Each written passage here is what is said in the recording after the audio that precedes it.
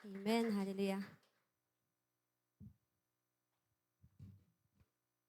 Kaya sabi nga ni pastor sa akin, dumikit ka sa mga milyonaryo. Yung mayaman. Dumidikit ako ngayon sa mga bilyonaryo, Lord. Kahit porsyento lang ng yaman nila, ilipat nila sa akin. So yun, tunay nga na napakabuti ng Lord. Ayun nga, sabi ni pastor, siya na yung mag-share nung mga teachings kasi sobrang, ang ganda po talaga, hindi makontend yung revelation, yung learnings, talagang priceless po talaga siya. Ito yung one of the conference na masasabi kong best talaga siya.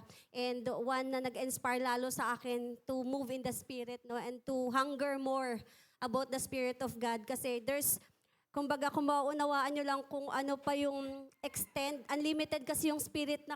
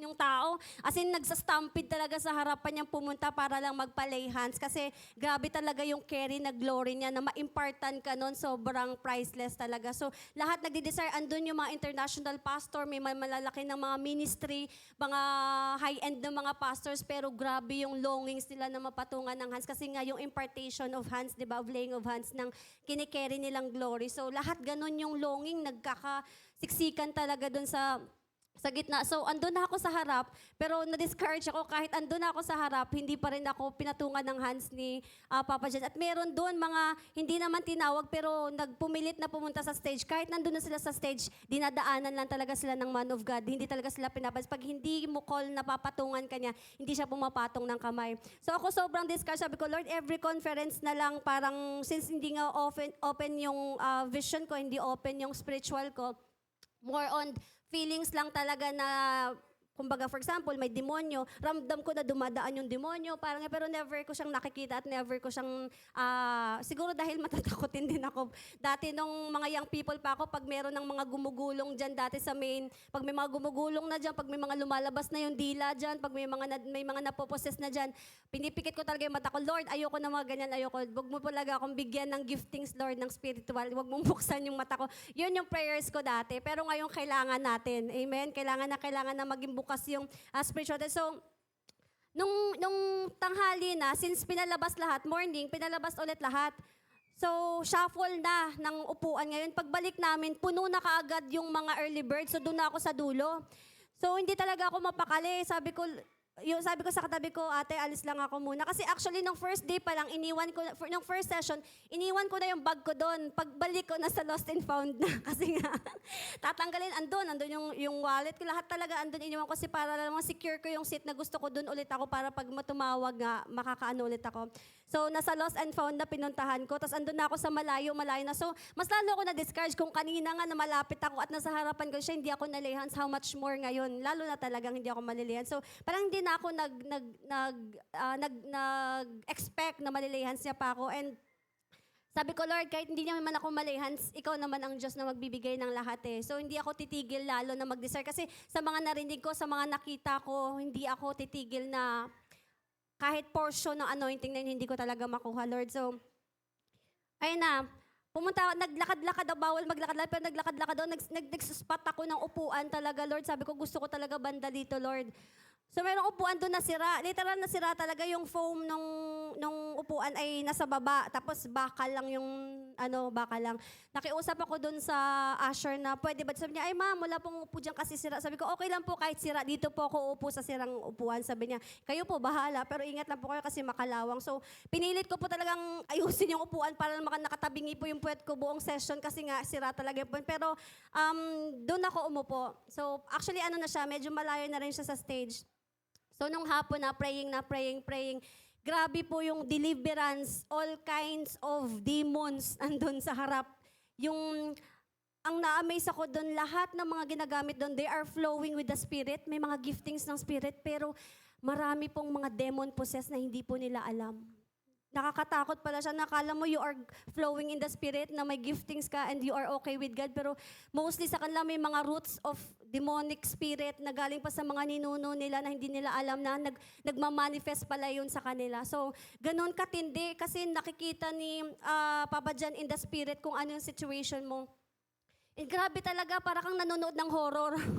May mga gumagapang sa gitna, may mga sobrang grabing manifestation ng glory. Hindi mo na, parang na-amaze ka na lang talaga sa mata mo na parang akala mo hindi totoo lahat. Akala mo extreme talaga na display of glory talaga na nangyayari doon. And nung hapon na, last na, 2 hours na lang. Sabi ko, Lord, may 2 hours pa ako para ma-encounter mo. Sabi kong ganun. And then, nung nag-pray siya, nagsabi siya na sa amin na mag-desire kayo kung ano yung gusto nyo. Parang share, i-author nyo kung ano yung gusto nyong desire na makuha sa Lord ngayon. So nag-isip ako, sabi ko, ang dami kong gustong desire. I-open ng Lord yung vision ko, healing, gifts of healing, kasi nagmamanifest lahat ng mga giftings nandun. Transportation, teleportation, lahat ng mga gusto ko na giftings nandoon. Pero parang niremind ako ng Lord ko anong pinaka-importante. Sabi ko, Lord, I want you. Yun yung binigay ng Lord na gusto kong hingin. Sabi ko, Lord, ikaw pala. Sabi ko, nakalimutan ko. Ang dami kong na-excite ako na pwede niyang i-impart. Pero niremind ako ng Lord na, nung time na yun, nasasabi ko na, Lord, I want you, Jesus. I want you, Jesus. I want you.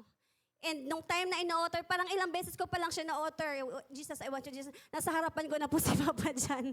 And slay na po ako in the Spirit. And na-feel ko talaga yung awesome love ng Lord. And grabe talaga. And imagine, hindi na po kayang i-lay hands lahat kasi ang dami, thousands of people. Pero less than parang, yung pag-ikot niya, parang less than 10 lang po yung nilay niya na hands. And I am so blessed na isa po ko sa nilay hands and kinuha yung testimony ko doon. Ganon po kabuti ang Lord pag nag-desire tayo, no? And I am so expectant kung ano yung gagawin ng Lord. Sobrang dami. Sabi, ang dami kong may kilalang may mga sakit na sabi ko, Lord, sana nandito sila. Kasi bibigyan sila ng Lord ng bagong, sabi ni Pastor kanina, di ba, instant Nagbababa ang angel para palitan yung mga kidney, palitan yung mga eyeball, palitan yung mga tenga na hindi nakakarinig. Instantly healed po talaga. May mga cancers lahat. Pinagaling ng Lord. Kaya ganun siya kaganda na sayang talaga na sana lahat tayo nakapunta at lalo na yung may mga giftings in the spirit para mas lalo pong makultivate, mas lalo po kayong maging sensitive sa spirit, mas lalo po yung magiging sharp po yung senses nyo in the spirit kasi importante po na kumbaga ma-distinguish nyo kung ano po yung lies at ano yung hindi. Kasi even po si Sado ay nadidisip pa siya minsan ng demonyo, di ba? Yung mga testimony niya na nag-aan yung Jesus pero demonyo pala kasi yung mata hindi iba yung mata ng nag-aan yung Jesus. Pero parang si Jesus, ganun po ang deception ni Satan in terms sa spiritual. Hindi pa rin po siya basta-basta. Kaya importante po na hindi lang na narinig mo lang na something na merong lang, kailangan i-confirm natin sa Lord at dapat galing talaga sa. So, bago mag-start, sobrang overwhelming pero hindi namin, ang daming mas magaganda pang testimonies doon pero hindi na namin maisa-isa. Kumbaga, yun siguro yung previous namin na nag-attend kami doon. And next time, umattend po kayo. Pero next time na babalik si Papa dyan, sorry kasi ang mahal-mahal na po ng bayad. Yun lang yung disadvantage. So, let's pray muna bago tayo mag-start. Hallelujah, Jesus. So God, Jesus, hallelujah. Maraming salamat, dakilang Diyos. Sa umagang ito, Panginoon, napakabuti mo, Panginoon, sa aming mga buhay, Lord, O God, hallelujah. Lord, speak to your people, O Lord, hallelujah, and use me as your vessel, as your medium, Panginoon, of your voice, Panginoon. Itago mo po ako sa iyong likuran, dakilang Diyos, at hayaan ikaw ang magsalita, Panginoon. You will impart your word, Lord, O God. At hayaan, Lord, O God, na enable me, Lord, O God, gawin mo kung karapat-dapat to carry, Lord, your word, O God, hallelujah. Maraming salamat sa umagang. We know, Lord, that you have a message for us, Panginoon. Kaya maraming salamat sa gagawin mo sa umagang ito, Lord, O God, and all the glory and honor and adoration belongs to your holy name. Jesus, hallelujah, amen and amen.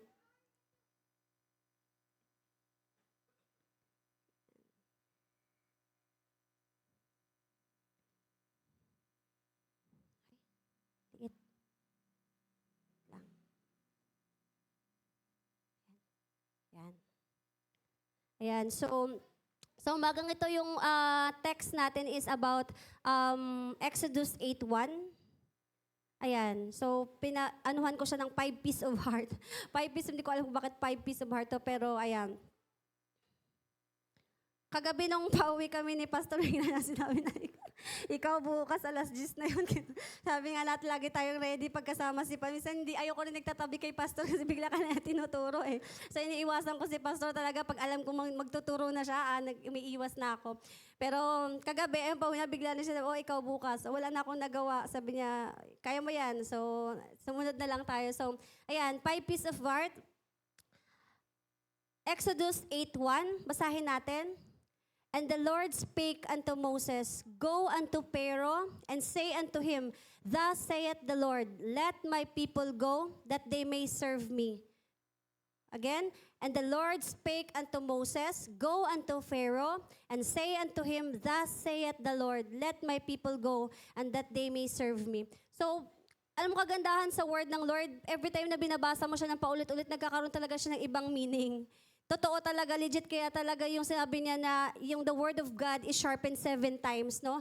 Para siyang may 7 meaning. Pag binasa mo siya ngayon, iba na naman yung meaning niya next time, iba na naman yung revelation. Kaya hindi pong nakakasawa. Minsan balik-balikan niyo po yung mga verse na akala niyo memorize yun na or akala niyo yung verse na lagi niyo na pag dinaanan niyo siya ulit, may iba na namang revelation ang Lord sa word na yan. So, Exodus 8:1.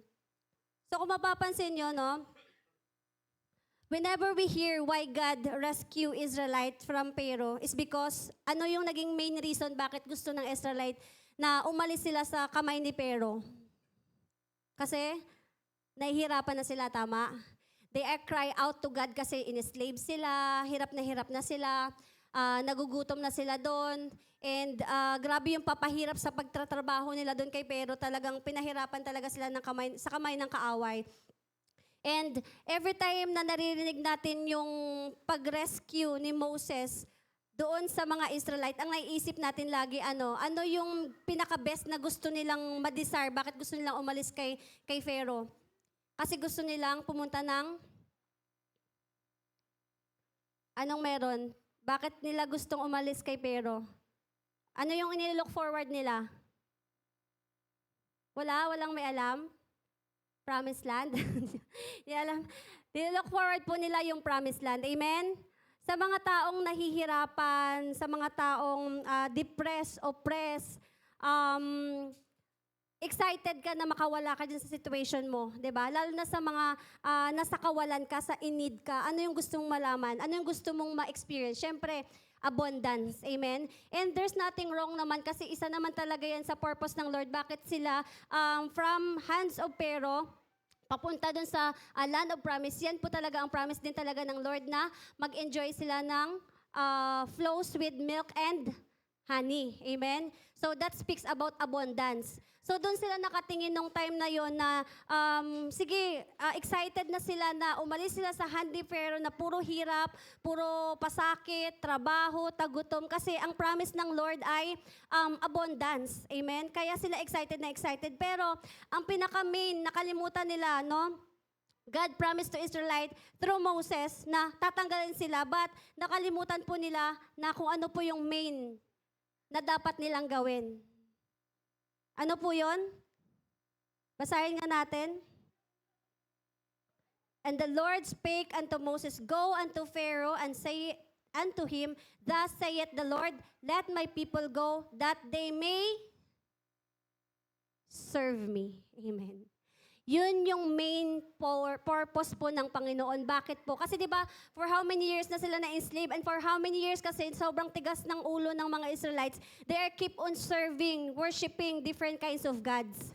Kaya di ba napunta sila sa Egypt, na-capture sa Egypt. And this time, the Lord wants to set them free para bumalik sila po sa Panginoon. The milk and honey is just bonus. Bonus lang yun, pero ang gusto talaga ng Panginoon ay bumalik sila sa piling ng Lord because yun yung puso ng Lord na bumalik yung mga anak niya sa Kanya. And ganun minsan na nakalimutan nila yung focus, bakit sila tinawag ng Lord. And yan yung una, purpose, for peace. Ayan, in the middle of my talks, doon ka lang sasabihin yung 5 P's na yun. So yung una is yung purpose. Kailangan muna natin malaman, no? Kailangan natin malaman na kung ano yung purpose na pinapagawa ng Lord sa atin. In that scenario na aalis sila, hindi sila nakafocus kung ano yung main focus ng Lord sa kanila. Nakafocus po sila sa blessing. Amen? Kaya every time na nahihirapan po sila sa ilang, ano po yung response nila at reaction nila sa Panginoon? Nagagalit sila sa Lord. Amen? Nagdadabog sila sa Lord, nagmumurmur sila sa Lord, nagagalit sila, kung ano-ano na yung mga sinasabi nilang masama sa Panginoon. Because they forgot. Sabi niya, sinabi pa nga nila, Moses, dinala niyo lang ba kami dito para patayin? Amen? And yun yung nakalimutan ng Israelite. And we sometimes as Christian, no, nakakalimutan din natin why the Lord is calling us. Bakit ba tayo tinawag ng Lord?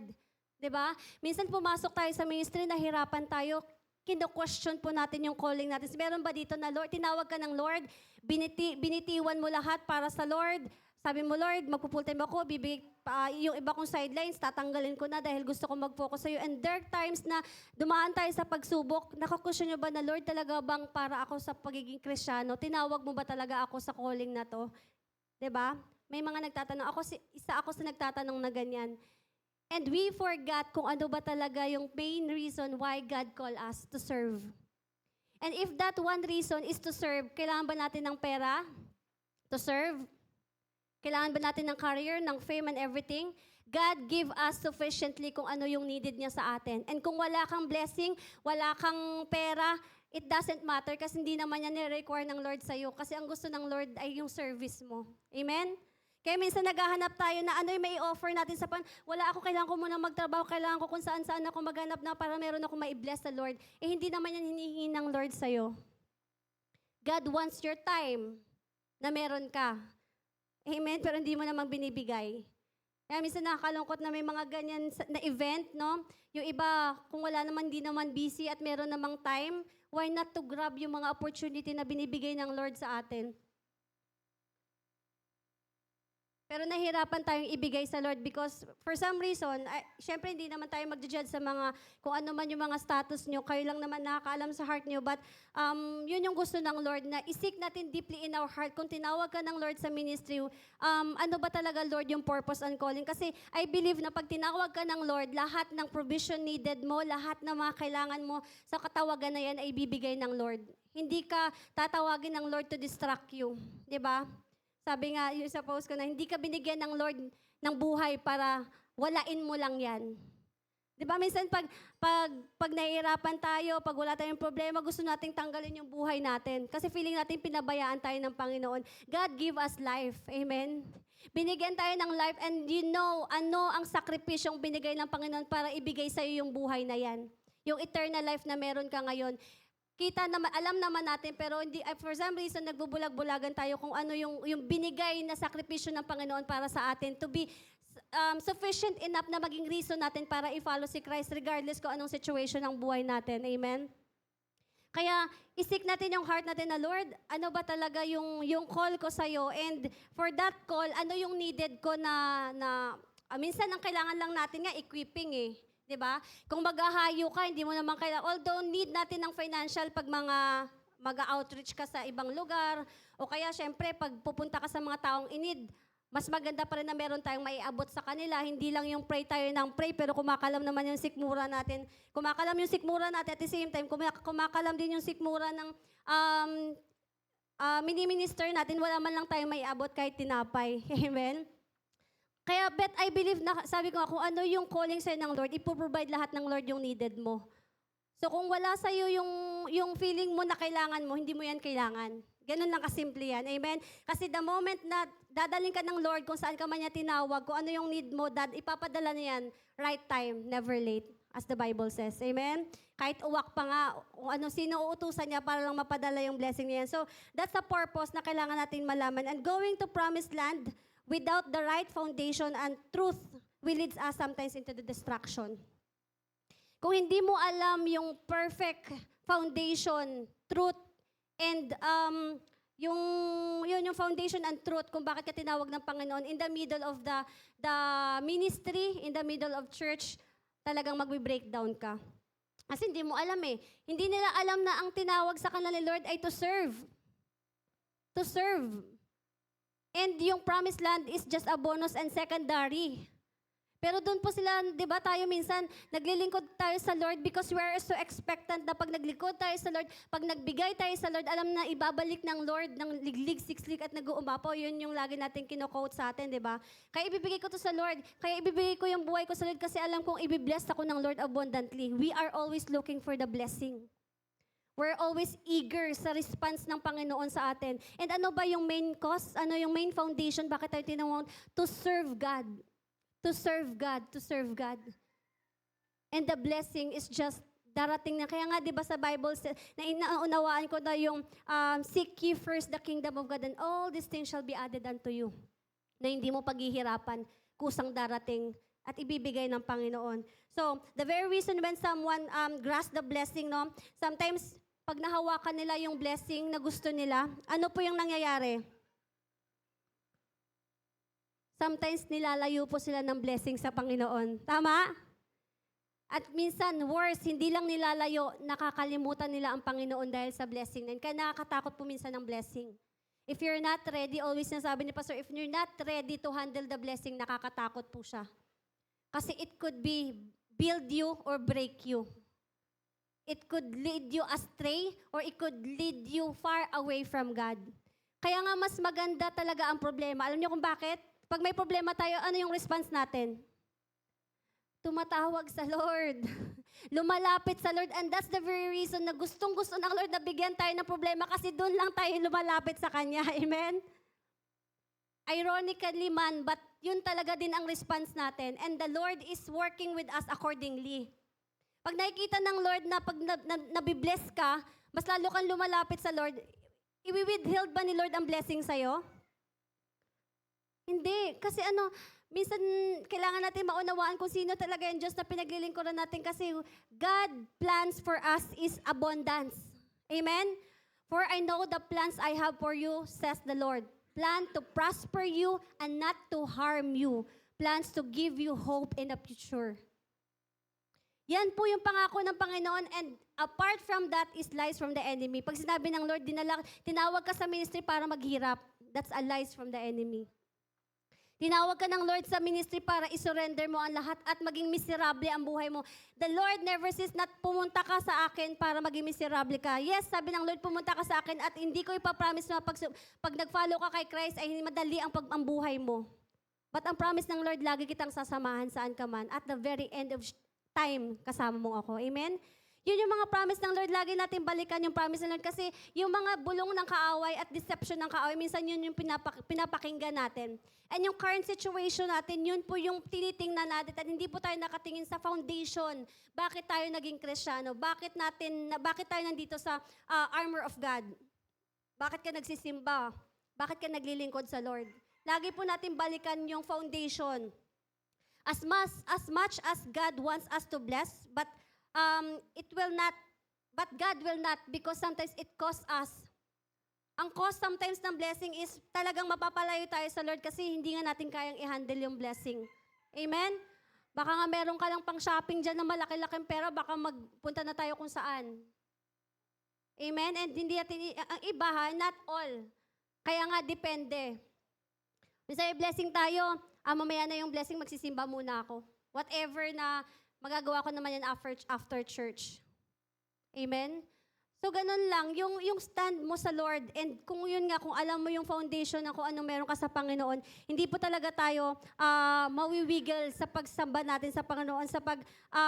Yun yung pangalawa, priority. No? Sabi ko nga, as much as God wants us the blessing, but sometimes if the blessing is there, if we already grasp the blessing, the priority becomes different. Amen? Pag may pera ka versus sa wala kang pera, nung wala kang pera, wala kang choice para magsimba kasi wala ka naman pera, wala kang pamasahe, wala kang panggala, wala kang kung saan man. Pero nung may pera ka na, may option ka na.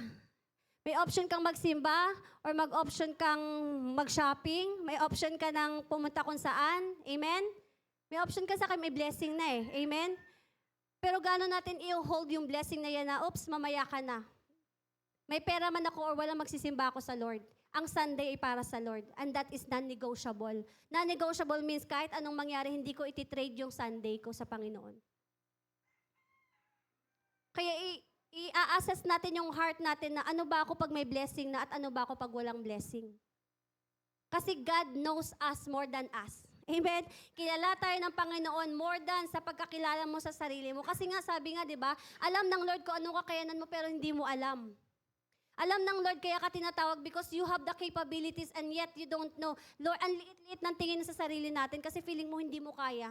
Like Moses, di ba? Hindi ko kaya. Pero, lo and behold, di ba? Grabe yung ginawa niya sa kingdom ng Panginoon. And that starts when he trusts to follow God.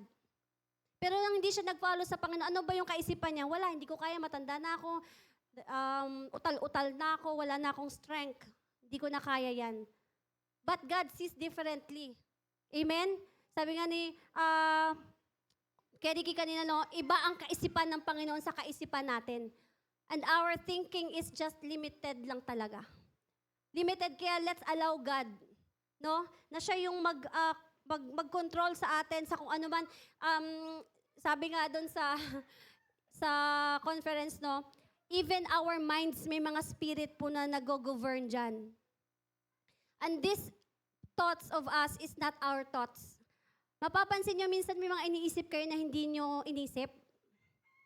May mga malalaswa kayong iniisip, pero hindi nyo yan pinilit na ipasok sa mind nyo, pero nandyan siya. Because there are principalities that govern our thoughts and mind. And yun yung mga i-share ni Pastor. Mga pahakpiyaw lang ako, i-open ko lang si Pastor na ang bahalang mag-explain. Yun yung mga tinuro doon na sobrang ang gaganda. Kaya, importante na malaman mo na yung mga thoughts mo is galing ba sa Panginoon or hindi. Because it's important na dapat i-align natin yung ating mga priorities. Di ba? Una kanina, yung purpose. Alam mo yung purpose and foundation, bakit tayo tinawag. Pangalawa, pag once you are already in there, may blessing na. Kasi pwede na nasa ministry ka na, tapos i-bless ka ng Lord. Are you ready? And are you parang structured ka na priority ang uunahin mo? Sino yung priority mo? No? And the reason why people sometimes is no longer found in the church because of blessing. Mostly, maraming numbered na po ang mga tao. Subok na po natin yan na marami po, di ba? Sabi natin, pag nagpa-pray, aga-abroad, o kaya magka-blessing, magka-business, o kaya magkatrabaho, tapos nung nagkatrabaho na, wala na talaga. Although, hindi nila ginusto na mapalayo sila sa Panginoon, di ba? They still have the desire na gusto nilang maglingkod sa Panginoon, pero wala sila doon. Kasi dinaig na po sila ng need. Nung time na ngayon na wala kang trabaho, nag-survive ka naman eh. How much more ngayon na hindi, may trabaho ka na, hindi ka pa ba magso-survive? Binigyan ka na ng Lord ng trabaho. Ngayon ka pa ba papabayaan ng Lord? Amen? So it's just a matter of returning to the foundation kung bakit tayo nga tinawag ng Lord at bakit binigay ang blessing na yan, Lord, sa atin. Kaya mahirap talaga na minsan ay puro ng blessing. Pero I believe pag ready na po yung heart natin, kahit anong blessing, hindi po tayo malilid into distraction. And let's pray for that moment na maging ready na tayong i-handle yung blessing ng Lord. Before they left Egypt, sino siniserve nila? Nung bago sila umalis sa Egypt, sino yung siniserve nila? Si Pharaoh, amen? And Pharaoh represent enemy. Tama? Kalaban si Pharaoh. So it means na if you're not serving God, you are serving the enemy. And if you're serving the enemy, you're not serving God. So dalawa lang yan. Kaya nga sabi ng Lord, di ba, you cannot serve two masters at the same time. Either you hate the one or you love the one. So kung nasa Lord ka, ibig sabihin wala ka sa enemy. Pero if you're not found yourself in the church or serving the Lord, may iba kang sinasamba, whether you like it or not. Amen? Sabi na iba, hindi naman siya naglilingkod sa Lord, pero wala silang time sa Lord, pero hindi naman talaga na, hindi nila isi-serve si Lord. Nag-serve pa rin sila, pero hindi lang nila napapakita, parang ganon. So that's very important na malaman natin na kung hindi tayo nag-serve sa Lord, either we serve the enemy, we serve the world, or we serve ourselves. And yun yung mga kalaban ng Panginoon. Amen? We serve the world, we serve the enemy, or siniserve mo natin yung self natin. Every believers, if you are a believers, or you are a believers, you have the calling to serve God. Amen? Serving is not just in the workforce of church. So let's be reminded, everyone, na it doesn't mean na wala po kayong ministry, hindi po kayo nagsiserve. Amen? Ito ay parang added responsibility lang yung mga ministry natin sa church, but it is not the parang maging basihan ng paglilingkod natin sa Panginoon. Serving God, that's always starts with the heart. Amen? Ang paglilingkod sa Lord ay laging nagsisimula sa puso. We must have the right attitude of heart in serving God. Amen? Sabi nga, di ba, ng 1 Corinthians 16:14? Dito ba? Wala.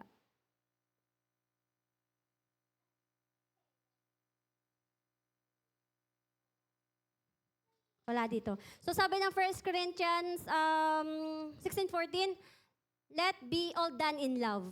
Done in love. Amen? Lahat ng ginagawa natin, ang maging foundation yan is yung pag-ibig. The attitude of our hearts.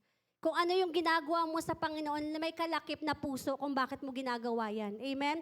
And it doesn't mean that you are busy in the ministry, you are already have the right heart.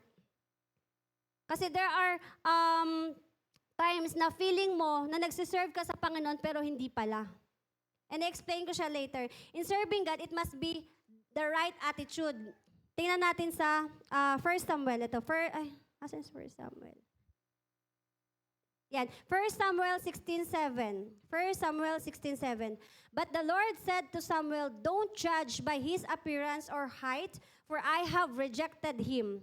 The Lord doesn't see things the way you see them. People judge by outward appearance, but the Lord looks at the heart.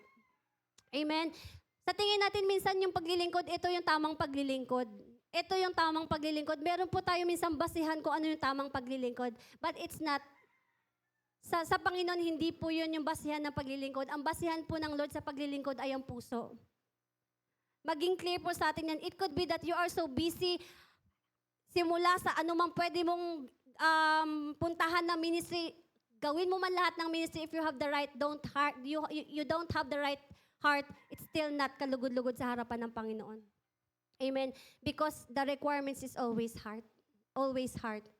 Kaya lagi nating i-remind yung self natin na hindi tayo pwede mag-judge ng isang tao. Sabi ko nga you cannot judge masigasig siya ngayon. I-judge mo na siya na parang, ito, malakas to sa Panginoon. And may nagkakasala ngayon, ito, hindi to malakas sa Panginoon. Amen? Judge natin na, ito marumi to, ito, hindi to masigasig sa church. Kaya, itong gamitin natin kasi lagi itong active sa church, itong gamitin natin lagi. We always, tawag doon, see things like that. No? Ginagawa natin na kung sino yung active, siya lagi kasi feeling natin siya yung tamang paglilingkod. But we cannot judge the heart. Amen? We cannot judge people. Kahit nagkakasala yan ngayon, and maybe there's still not yet the season of his life. Maybe hindi pa season ng buhay niya na tinawag siya because we have the perfect timing. Every one of us has the perfect timing sa pagtawag ng Lord sa buhay natin. Amen? It could be na kinocultivate pa siya ng Lord. It could be na may mga inaayos pa ang Lord sa buhay niya. It could be may mga kinokorek pa ang Lord. Piniprepare pa siya ng Lord. Kaya it could be na nasa kasalanan, i-judge mo na siya na, ito, wala na ito mapaparoonan. Ito, unbelievers to. Ito, backslider to. Ganyan. Hindi natin ma-judge. Kasi 'di ba, even the mga malalaking evangelists, malalaking mga pastors, mga kilalang pastor, they still fall in pride. Amen? Maraming mga matataas na maraming congregation, thousands upon thousands yung tao nila sa church. And that's not easy, no? Na magkaroon ka ng thousands upon thousands na congregation and yet they end up in hell. Amen? Busy na busy yun sa ministry, lahat, finances, lahat. Busy sa church, and yet they end up in hell. Kasi nga, bakit? Hindi natin alam yung puso niya. It could be na vainglory. Amen? Akala niya nga siniserve niya pa si Lord, pero ang sarili niya pala yung siniserve. Malay mo, every time na nakakadala siya ng kaluluwa, nasasatisfy siya. Amen? Yes, nakadala ko ng kaluluwa. Bakit? Wala lang, para dumami yung membro ko. Diba? Hindi pala yung foundation ng heart niya na iniiyak niya sa Lord na talagang maghahatak siya ng kaluluwa para sa Panginoon, para sa Panginoon. Sometimes, di ba, marami tayong narinig na may mga churches that they own their church as their kingdom. Church namin to. Huwag niyo kami pakialaman, church namin to. Doon kayo sa inyo, dito kami. Ganyan. May boundaries.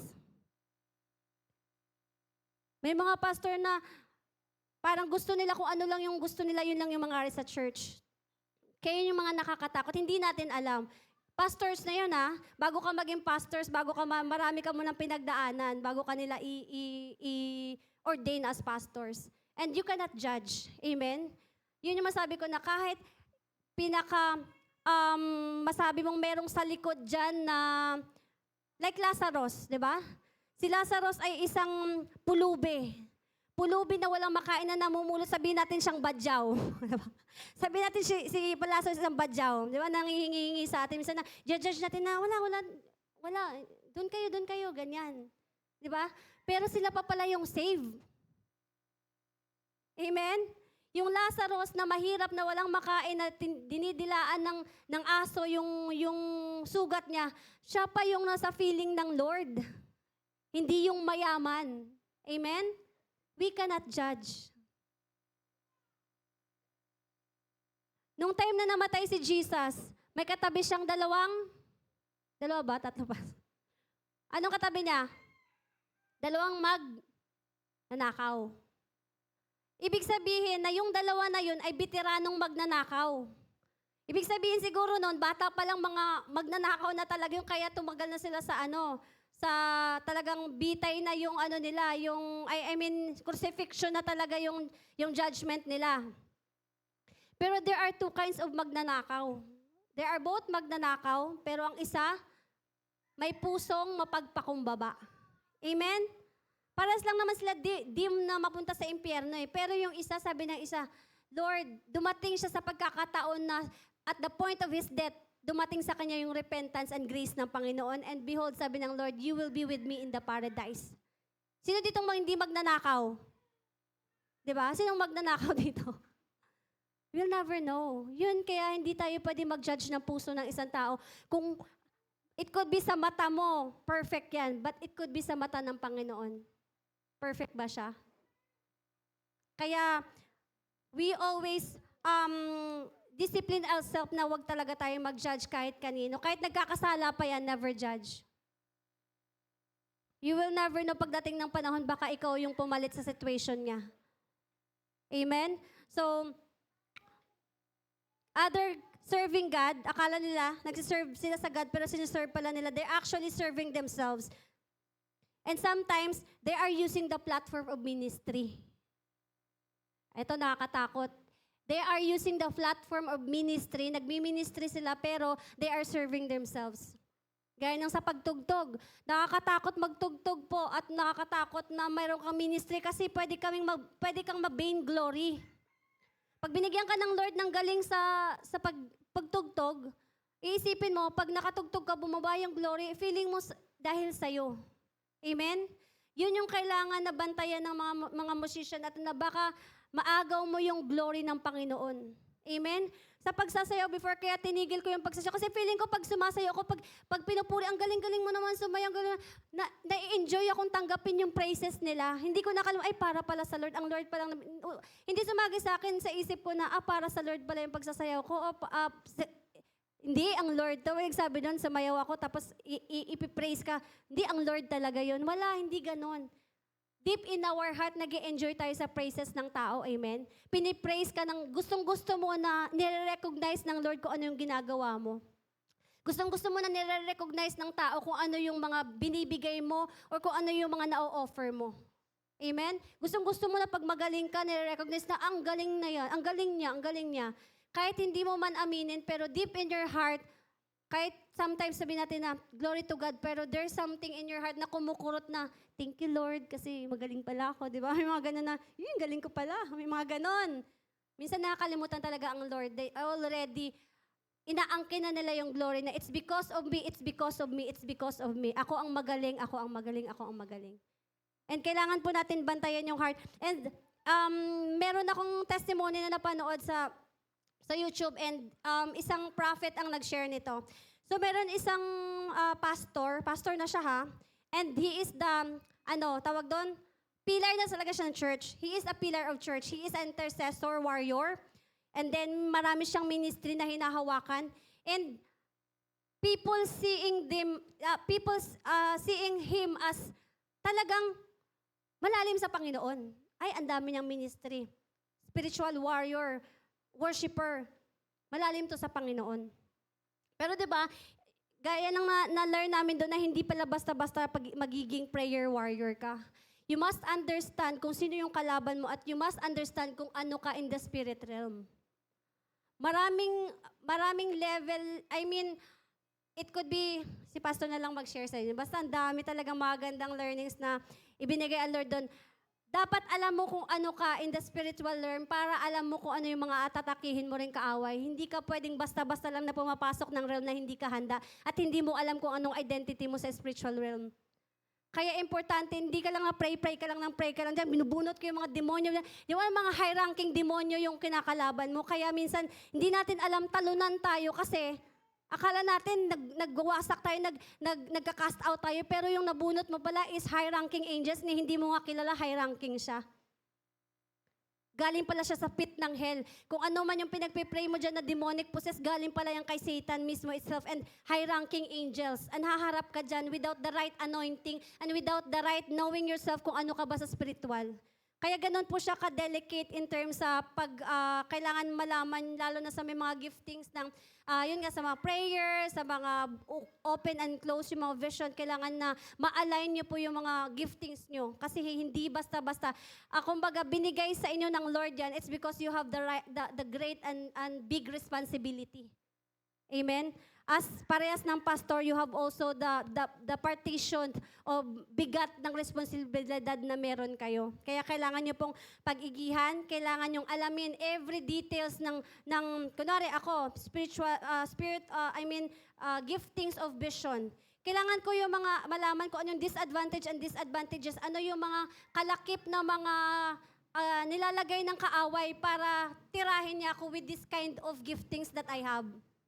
Parang ganyan. So, kailangan yung malaman, kailangan yung aralin, kailangan yung isik sa Lord. And, ayun, sobrang respected talaga tong pastor na to kasi nga lahat ng tawag doon, ginagawa niya ay parang perfect. Masasabi na, ang lalim talaga ni pastor, iba na inspire. Na-idolize si pastor kasi magaling nga siya, warrior and everything. Nag-evangelize pa, lahat na ng pera niya, binigay niya sa church, parang ganyan. And then one day, nung dying na yung pastor, yung pastor na dying na, so pumunta yung lingkod ng Lord na yun para ipag-pray. And the moment na yung mga tao, nung namatay na, pinag-pray pero namatay. Nung time na yun, nung namatay, ang feeling nila perfect pastor na yon, ang sabi nila, sigurado ko, kapiling na siya ng Lord ngayon. Amen? Pag Christian ng tao, ano sasabi natin lagi? Okay lang yan, nasa piling naman siya ng Lord. Naglilingkod naman siya sa Lord eh. It's not a basis po na Christian tayo na doon kaagad tayo sa Lord. Because, sabi ko nga, the basis of God is not our works, not our ministry, but it's always in our heart. Amen? Ano ang laman ng totoong yung puso na yan, ano ba talaga ang laman na yan. So, kung i-assess siya, matik, heaven na to. Parang pag tayo nag-judge, heaven na talaga to kasi grabe yung paglilingkod niya sa Lord, buong buhay niya binigay niya sa Lord, talagang sa Lord na to. And yet, nung time na nagpipray yung pastor na yon, nung nag-aagaw buhay yung i-minister na pinagpipray niya yung pastor na yon, nag-aagaw buhay, ano po yung nakita niya? Ready na pong 2 demonyo para sunduin yung pastor na yon. Diba? Nagulat din ako, hala, bakit demonyo yung susundo sa kanya? 2 lang yan. Kung angel of God, diretso ka sa heaven. Pag demonyo, alam mo na kung saan ka papunta. Kasi sabi ng Lord, once you appointed die, pag na-appoint ka na mag-die, 2 lang yan. Eternity. Either hell and heaven lang yung mapupuntahan mo. So ready na po yung demonyo na sunduin yung pastor na yon. And nag-question ako, bakit Lord? Perfect na nga yung pastor na yon eh. Grabe na. Halos sambahin na siya sa grabing kaaktiba niya sa church. Spirit warrior pa. Grabe pa mag-pray. Parang ganyan. Yun yung learnings na gustong ituro ng Lord. It's always in the heart. And may good news naman, pinabahan ako sa kanya. Ang daming nag-intercede. Nag-aagaw in the spirit. Kung saan siya papunta, sa heaven ba, sa impyerno. But his destination really is in hell po talaga. But sometimes, di ba, our prayer is powerful. And God grant our prayers. Maraming nag-pray. Siguro, pinakita ng Lord yung tamang status talaga ng buhay niya sa mga, 'di ba? Yun yung importante na meron tayong right direction sa Panginoon. Malay mo pinakita sa buong warrior team na yun ng prayer na kailangan niyo ipag-pray because hindi pa siya readyng mamatay. It could be siguro nung time na nag-aagaw buhay siya, may galit siya sa heart. Amen? Or kung ano man yung issue, hindi ko alam kung ano yung issue ng heart niya, basta isa lang dapat napupunta niya sa impyerno. Pero good thing, the grace of God is there. Amen? In-honor naman ng Lord yung paghihirap niya kahit papano siguro. Kaya nung nag-pray na, nag-intercede na yung mga warrior, pinag-agawan siya sa impyerno ba or sa ano, ang grace ng Lord ay nandun pa din. Binigyan siya ng chance. Napunta po siya sa heaven. Natakot ako para sa kanya. Sabi ko, sayang naman yung paglilingkod niya. Lord, sayang naman lahat. Parang, pagbasa ko noon, oh my God, buti na lang, naagaw po siya ng Lord sa kamay ng kaaway. Because of the intercession. The power of intercession. Oh, other din yun, ibang topic na naman. There's so much about God, no? There's so much about our paglilingkod natin sa Panginoon. Sobrang spice po talaga ang pagiging born again. Hindi lang po to, opo, simba, lingkod, praise the Lord, iyak, tawa, kanta, marami. There's so much about, kung merong mas adventures na buhay, yun po yung mga buhay Kristiyano. Kailangan lang po natin magpakalalim sa Panginoon. Amen? Amen. And be excited sa Lord kasi marami pong gagawin ang Lord sa atin, sa buhay natin. And let always be reminded na lagi nating i-ready yung heart natin. Yun lang. Amen?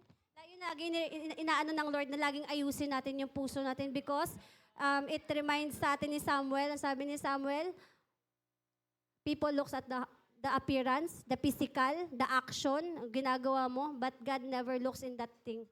God never looks in your ministry, kung ano man nabibigay mo sa Panginoon. Kasi lahat naman ng service natin, bonus na lang naman to kasi ni-redeem tayo ng Panginoon eh. Kumbaga, nagbabayad, kumbaga, utang natin sa Lord yung buhay natin eternally. Kasi dapat talaga impyerno naman na tayo eh. But God saved us and He gave His life for us para paglingkuran ng Panginoon. Kumbaga, second life na natin to. And this second life is for the Lord na talaga. Hindi po para sa atin. Amen? Kailangan po natin makunon. And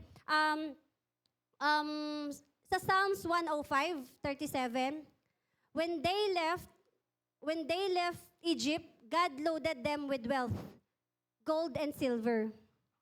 Amen? Nung umalis sila sa Egypt, niload sila ng Lord ng gold and silver. Pero saan po sila dinala ng Lord?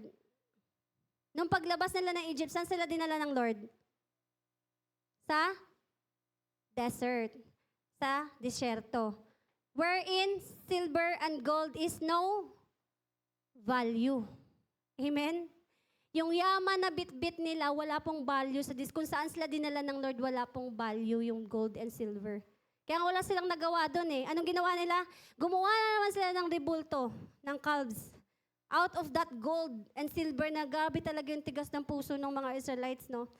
Gumawa na naman sila ng rebulto nila kasi natagalan, impatient lang silang antayin si Moses na nandun sa nakipag-usap sa Panginoon. Grabe no, imagine nakikita na nila yung glory ng Lord na nandun si Moses sa taas 3 days, antigas na hindi kumakain, and yet, nakuha pa talaga nilang gumawa ng rebulto kasi nga, wala silang sinasamba.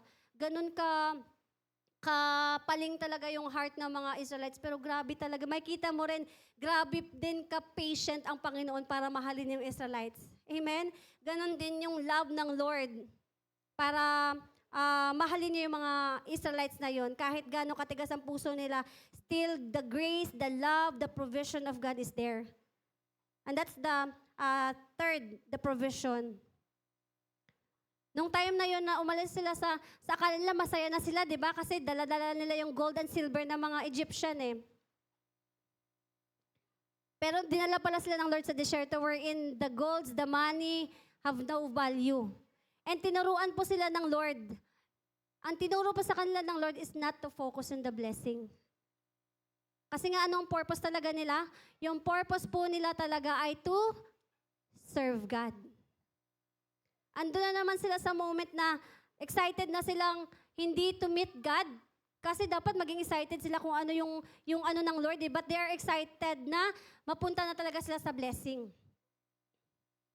And God teach them that don't focus on money or on blessing. But God display His provision.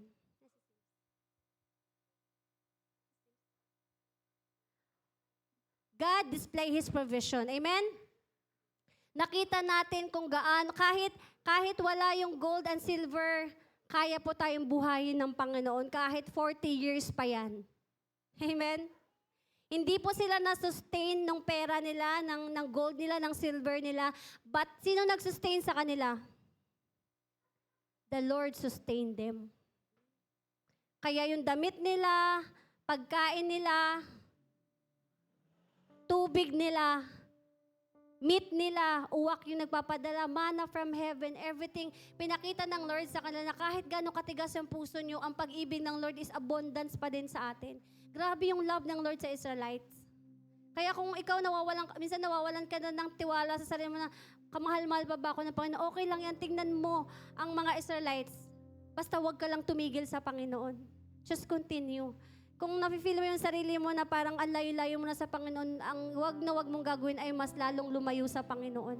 Pagkos pilitin mong lumapit sa Lord, pilitin mong lumapit at wag humiwalay sa Panginoon because apart from God, you can do nothing. Amen? But if we have God, even we have no silver, no gold, even we have no value, but if God loves you, God will provide. God will sustain you. And makita nyo na nagkulang ba? Hindi sila nagkulang. Sobra-sobra pa nga. And to the extent na nagreklamo na sila, sawang-sawa na sila kasi sobra-sobra na. And ganun yung pagpapala ng Lord.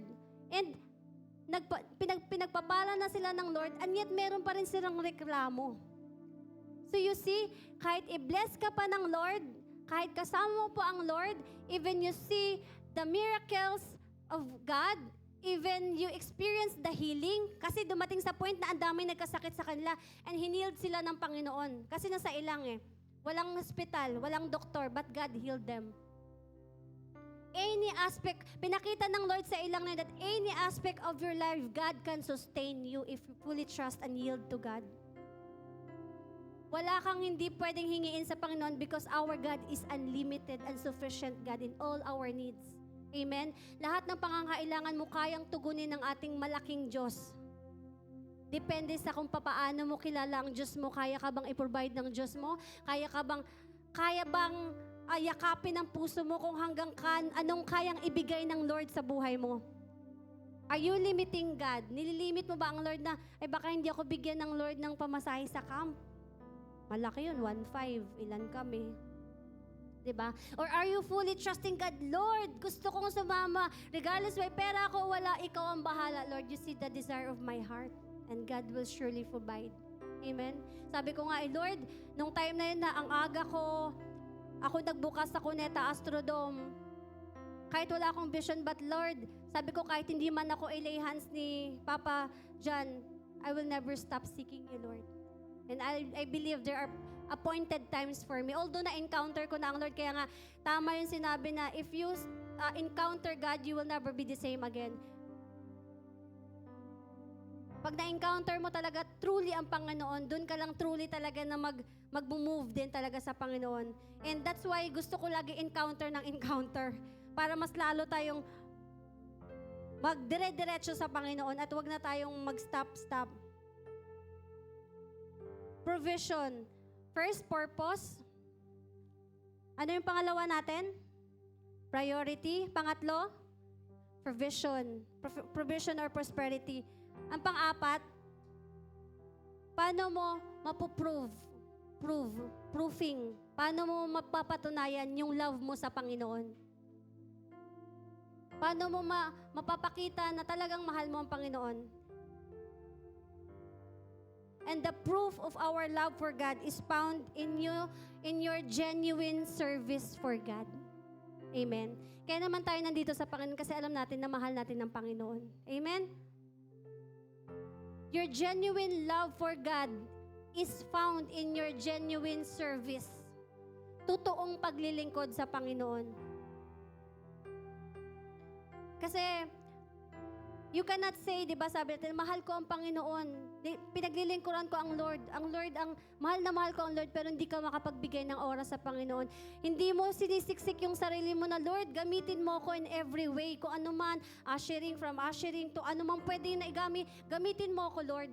Yung desire ba na gusto mo talagang pasalamatan ng Lord to that second life na meron tayo na, Lord, gamitin mo kung ano mang pwede mong gamitin sa buhay na to, gamitin mo ko, Lord.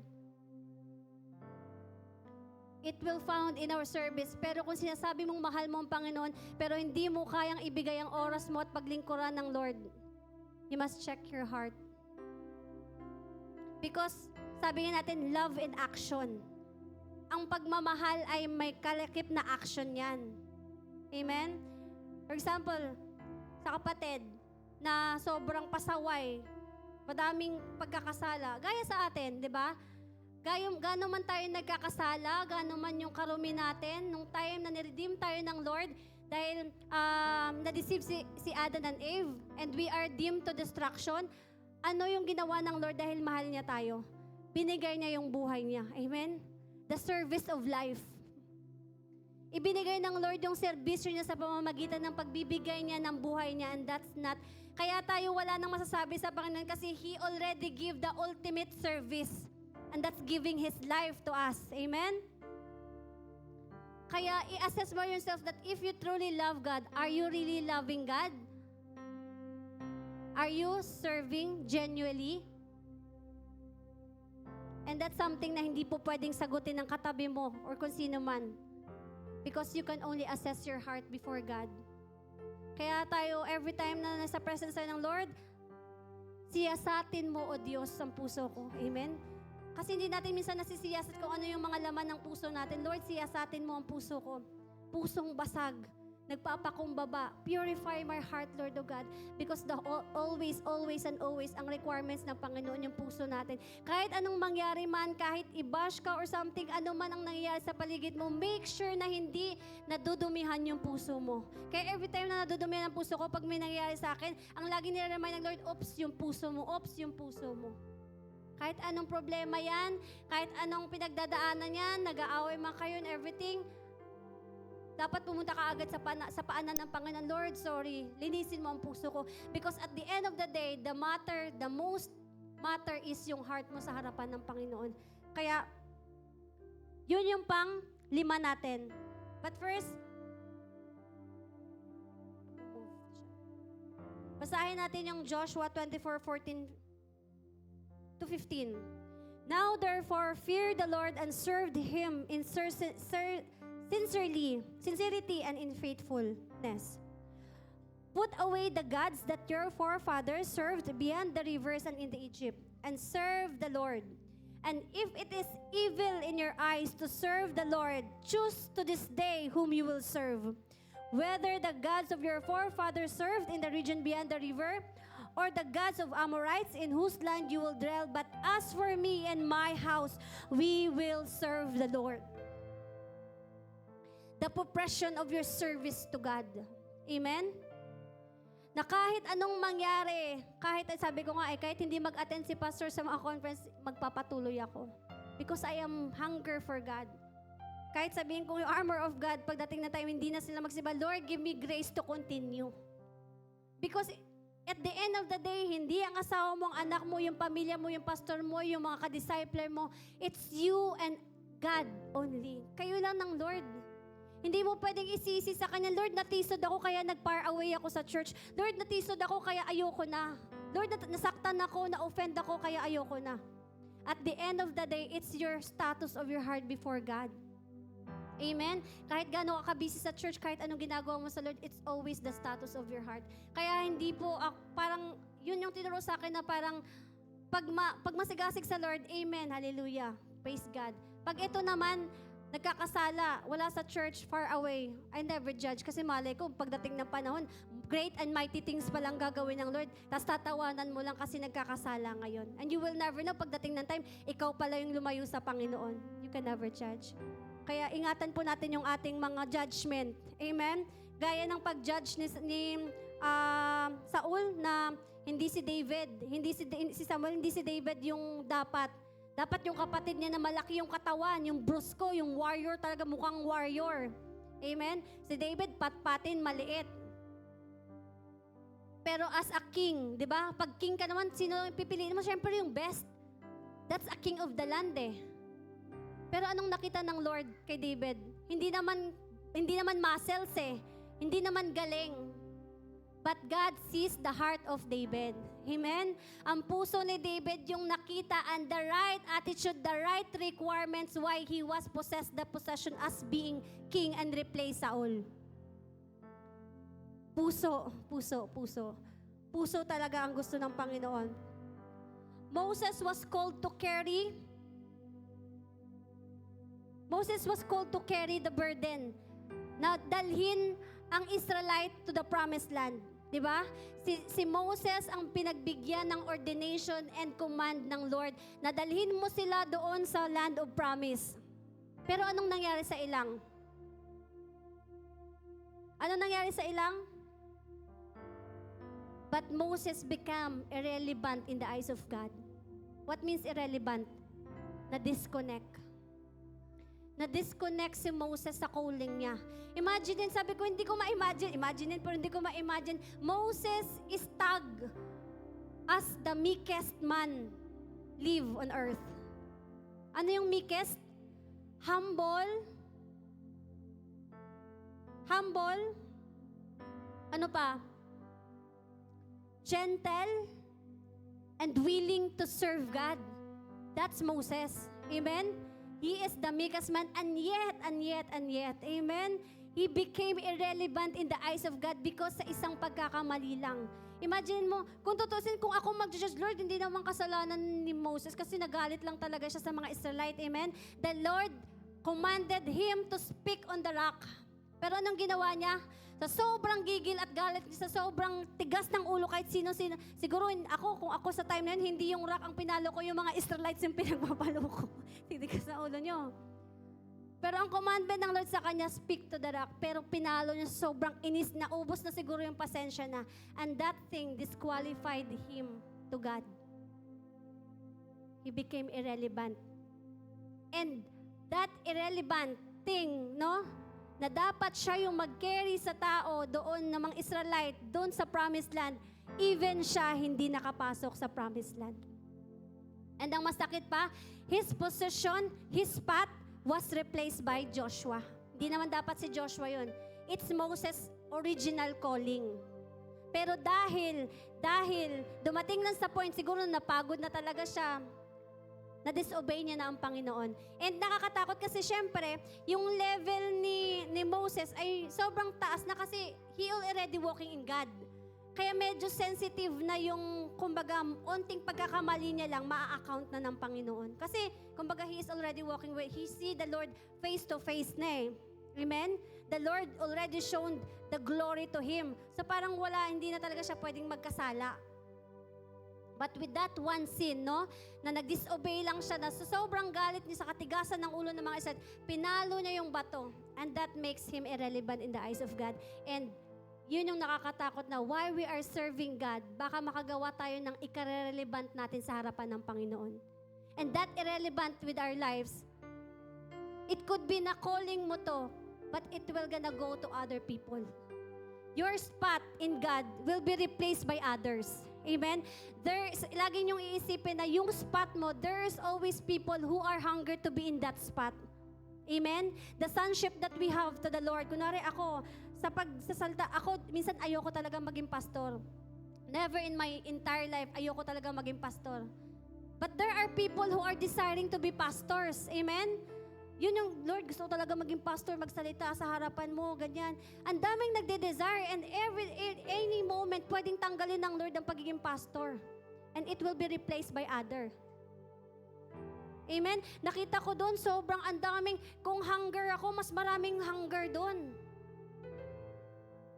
Kung uhaw na uhaw ako sa glory ng Lord, mas may uhaw pa sa akin. And that's why it's an honor and it's a privilege talaga na makapaglingkod sa Panginoon because God can use other people. Amen? Maraming pwedeng gamitin ng Panginoon and yet, hindi tayo nagkukumahog, nagmamadali, gawing opportunity, service, yung maging promotion natin na magsalita ka na sa Panginoon. Gawin mo to para sa Panginoon, ikinahihiya pa natin. Step and step and step. It's like a promotion no, sa organization, sa trabaho. Sinong ayaw ma-promote? Pero tayo as a Christian, takot tayong ma-promote lagi. Hinahadlangan natin yung blessing sa life natin. And take note, sabi nga natin, every time na dinidisobey natin ang Lord, hinaharangan natin yung pag-move ng Lord. Na dapat nag-move na kaya lang hindi pa nag-move. It's because ikaw ang nakakapagsagabal sa gawain ng Panginoon. Nakakatakot because the Lord will make us irrelevant in His eyes. Irrelevant, i-disconnect tayo ng Lord sa calling na meron tayo. And it will be replaced by other people. Yung spot na meron tayo sa Panginoon. And nakakatakot kasi kaya kailangan natin laging i-protect yung heart natin. Let's always protect our heart. Nakakatakot kasi yung pagka-irrelevant ni Moses, it's because of the congregation. Amen? Dahil lang sa congregation na meron siya.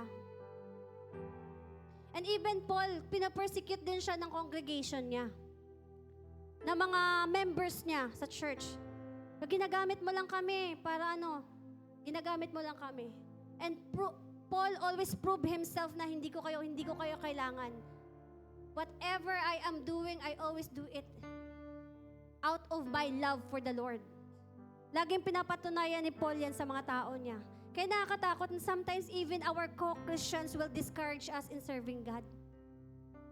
Kaya ang labanan dito, pahigpitan talaga ng pag-ibig sa Panginoon.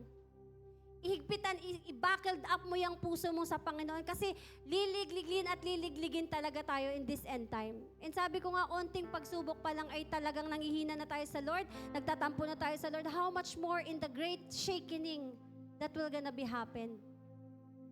I-prepare natin yung heart natin and always protects our heart. Sa conference na yun, grabe yung ginawa talaga ng Panginoon. Makikita mo na nakakatakot kasi alam niyo kung bakit? Even sa church, mga taong nagpo-flow na in the Spirit, may mga gifting ng Spirit and yet they are demon-possessed. Meron doon isang babae na matagal na siya sa church. Nagpo-flow sa giftings, prophecy, tongues, ganyan. And yet, patalon-talon siya ng church. And then, ang ginagawa niya pala, nagkukos siya ng division. Ng pag-aaway-away, ng commotion sa church. Tapos pag may commotion na doon, aalis na siya doon, lilipat na naman siya ng ibang church. And then magka-create na naman siya ng commotion and division doon. And yet, kung titingnan mo siya, may giftings naman. May fruit of the Spirit, may a gifting of the Holy Spirit naman. Kaya nga sabi na, the fruit of the Spirit is different from the gift of the Spirit because gift is always there. Gift yan eh. Pagkasala ka man, andyan yan. But you cannot co-create the fruit of the Spirit. Kaya nga sabi ng Lord, you will know them by them fruit. Pag gusto mong malaman kung talagang tao na yan ay totoo, you just check the fruit of their life. And doon ako siya na, Lord, bakit kaya ganun nag-gift, may gift na. Kaya nung time na nalaman ko, doon na nawala yung desire ko na kahit wag mo na akong bigyan ng gift, Lord, kasi baka doon pa maging sanhipay ng paglayo ko sa'yo. Kahit gawin mo na ako as simple as Christian na naglilingkod sa'yo, okay lang ako. Basta at the end of the day, pupunta ako sa'yo. Yun na kasi minsan, syempre, ang disadvantage and yung burden ba na meron ka sa Panginoon, the more that na ginagamit ka ng Panginoon, mas malaki yung burden. Pero syempre, malaki din naman ang reward. Amen? To those people who really give their lives to serve God in their best of their ability. And meron doon, ang ganda kasi, kilala sila ni Papa John in spirit. May tinawag siya doon na isang batang babae na sabi niya, meron ditong babae na napapanaginipan mo yung sarili mo na nasa libingan ka, nasa kabaong ka.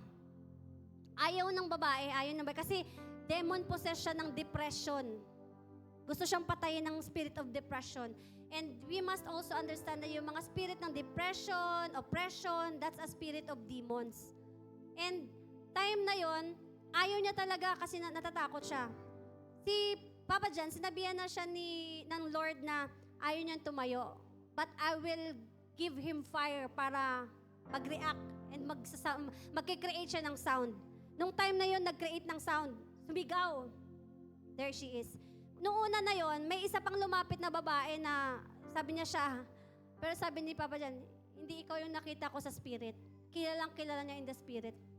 Nung nakita niyang yung sumigaw, kasi pinare nga ng Lord para mag-cause ng action, pinababa. Yeah, yun. Tama. Ito yung nakita ko in the spirit. And ayaw niya. Kasi demon possessed. Ang dami.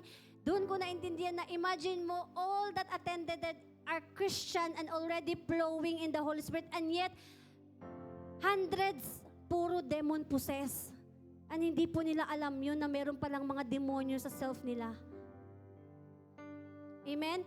Yung mga demons na meron sila ay mga namana pa nila sa mga ninuno sa nanay nila. Yung mga nanay nila dati na mga nagpa-practice ng witchcraft.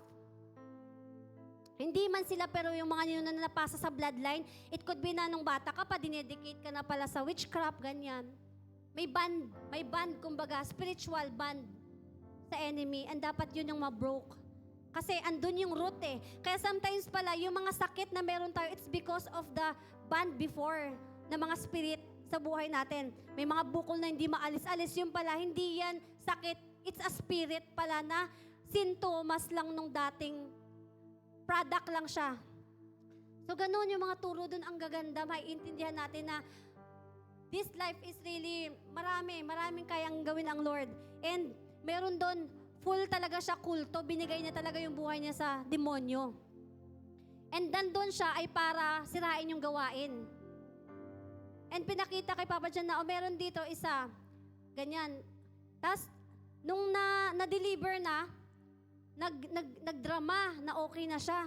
Yung pala hindi pa. 2 demonyo lang pala lumabas pero meron pang natitira. Nagtumahimik lang. Kasi merong 10 demonyo, may mga high-ranking demons na sa katawan niya. Merong mga batang babae doon, may 10 demonyo pala sa katawan. Pero ang manifestation lang, mga gustong mag-suicide, depression, pero may mga 10 demonyo na pala sa katawan.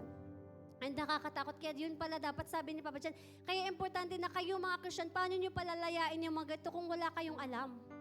Meron doon demonyo nagtatangs, nagsasalita ng different languages. Walang naka-interpret.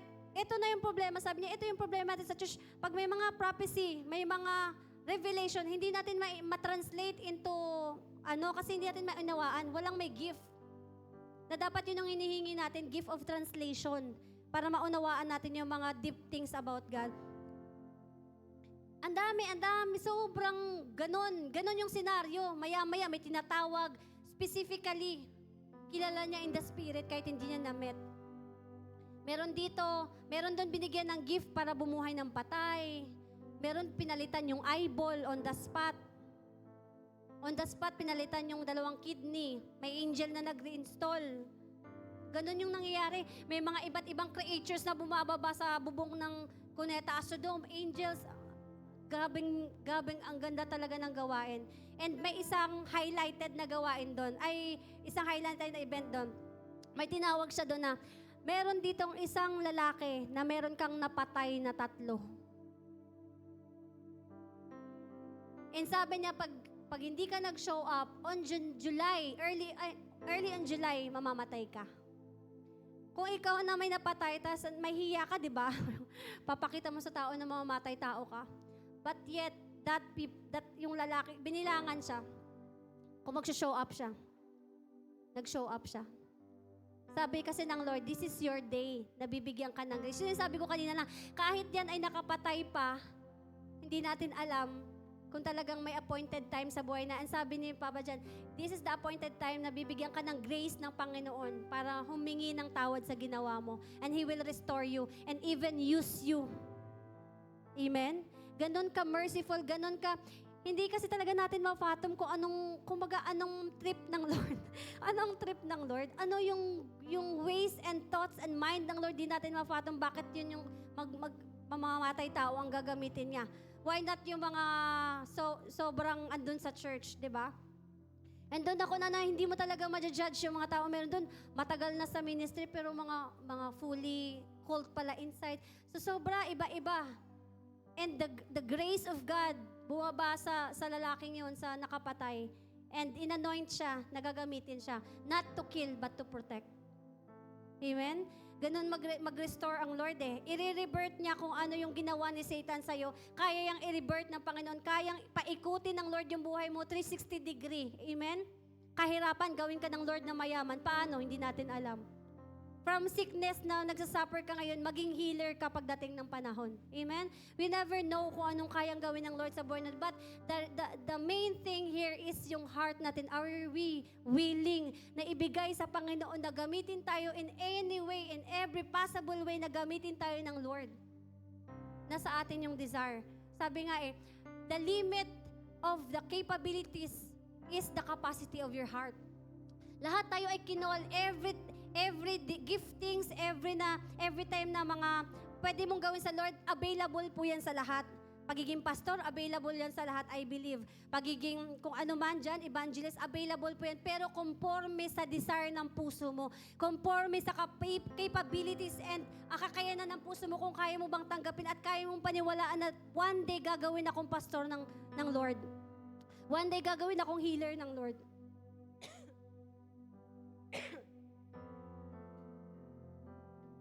And that person, instantly, binago ng Lord yung direction ng buhay niya.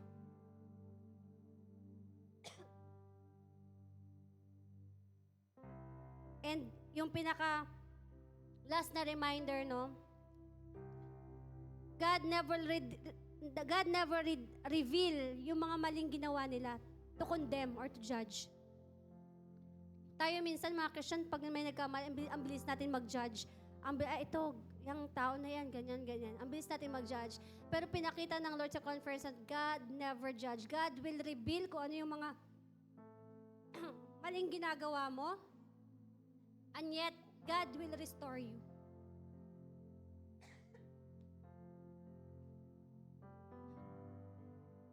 We must protect our heart.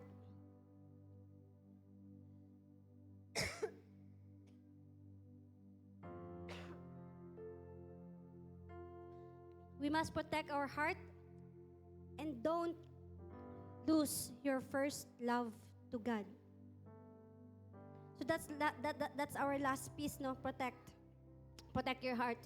We are, sabi, nung tayo napapunta ako nireveal ng Lord sa akin, nung tayo napapunta ako ng Araneta, sabi niya na, we are no longer in the business of protecting our image, but protecting our heart.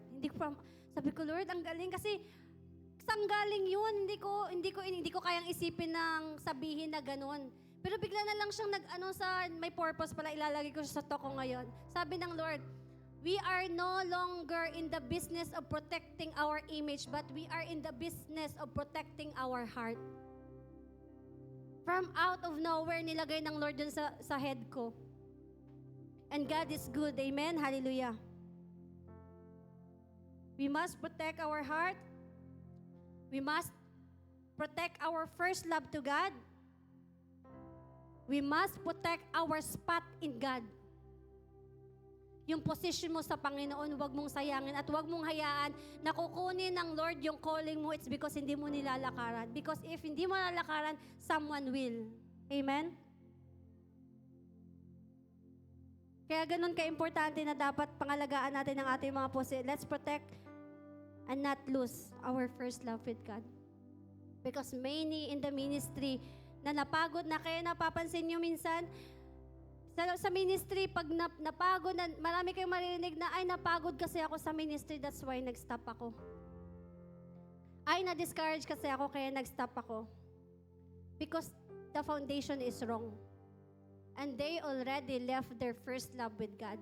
And yun yung kinalulungkot lagi ng Panginoon, na habang tumatagal ka na sa Panginoon, paano mo napapangalagaan, paano mo nurture, paano mo mas lalong pinapalakas yung love mo sa Panginoon. Kasi through the years para din siyang relationship, diba, na lagi mo siya dapat ino-nurture. And sadly, maraming Christian po ay wala ng pag-ibig sa Panginoon kasi busy na sila sa ministry, busy na sa ministry, busy na sa kung saan man, sa worship, sa mga events, sa mga programs, and yet they forget kung sino dapat yung unahin nila. Amen?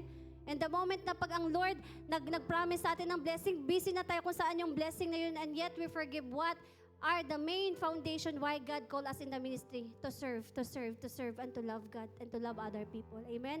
And yun lang po yung gustong sabihin ng Lord sa mga ito. Patuloy natin awitan ng Lord. Hallelujah, Lord, O God. Thank you, wonderful Jesus, sa umagang ito, Lord, O God. Hallelujah. Napakabuti mo, Panginoon.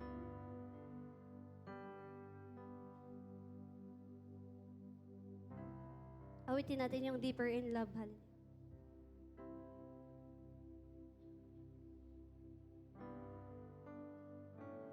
Patuloy tayong mag-praise the Lord sa umagang ito na, Lord, help us to protect our hearts, Lord, O God. Ikaw lang ang nakakaalam, Panginoon, ng aming mga puso, Panginoon, O God. Before you, Lord, before your throne, O Lord, hallelujah. Only you, Panginoon, who can know our thoughts, our hearts, our minds, O Lord, O God, hallelujah. Yes, Jesus.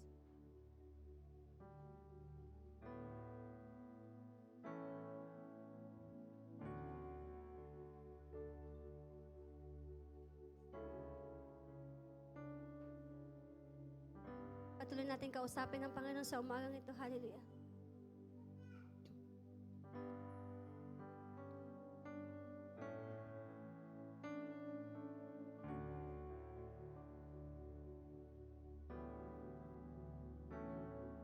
One thing that I desire in my life, Lord,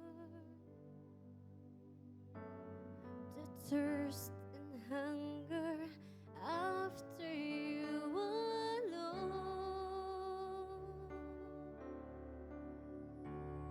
With all my heart and soul, with all my strength and love, to worship as your glory fill this place. One thing that I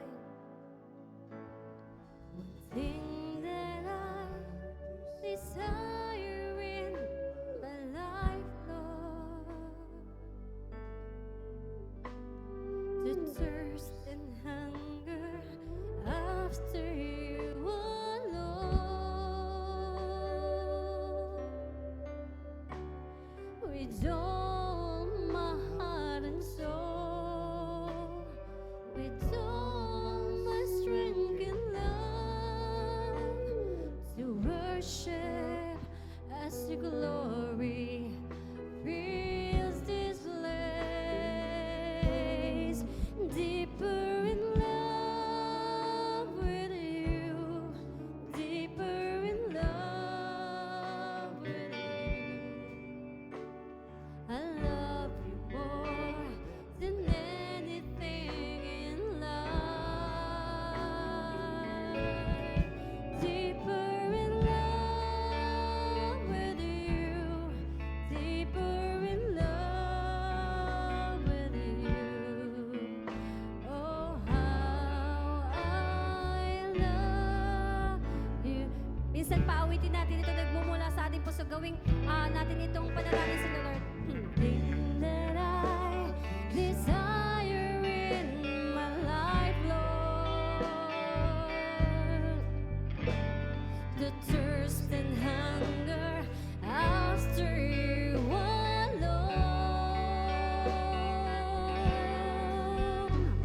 With all my heart and soul, with all my strength and love, to worship as your glory fills this place. Deeper in love with you, deeper in love with you. I love you more than anything in life. Deeper in love with you, deeper in love with you. Oh, how I love you, Lord. Minsan deeper in love. Deeper in love with you, deeper in love with you. Oh, love you more than anything in life. Yes, Lord, deeper in love. Deeper in love with you, deeper in love with you. Oh, how I love you, Lord. Hallelujah. Yes, Jesus. Oh God, hallelujah. Yes, Lord, tunay nga, Panginoon, marami pa kami, Lord, dapat malaman, Panginoon, in the Spirit, oh Lord, oh God, hallelujah. And Lord, we pray, Lord, that you will increase us, Lord. Increase us, Lord. Increase our longing, increase our desire, Lord, oh God, about deep things about God, hallelujah. And I pray, Lord, oh God, that you will prepare our spirit, Lord. You will prepare our spirit, oh God, hallelujah. In the name of Jesus, oh God, hallelujah. Yes, Jesus, oh God, hallelujah. Yes, Lord, oh God, hallelujah.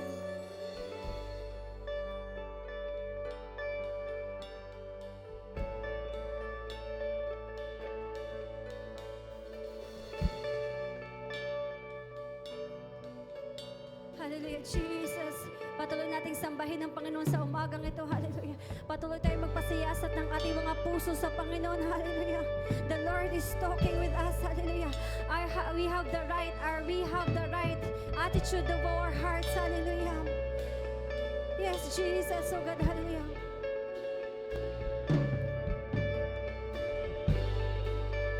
Yes, Jesus. Hallelujah.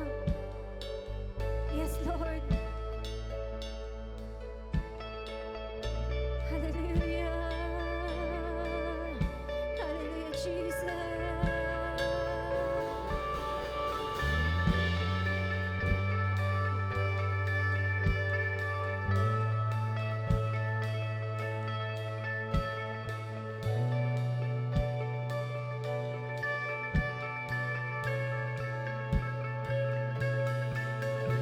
Your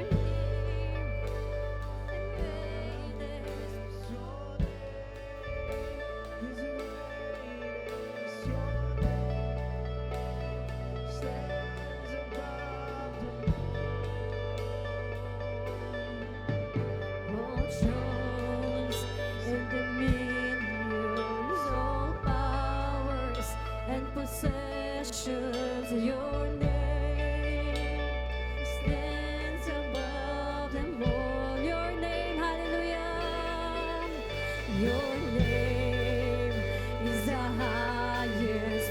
Your name is the greatest. Your name stands above. Yes, let's worship Jesus. Your name, Jesus.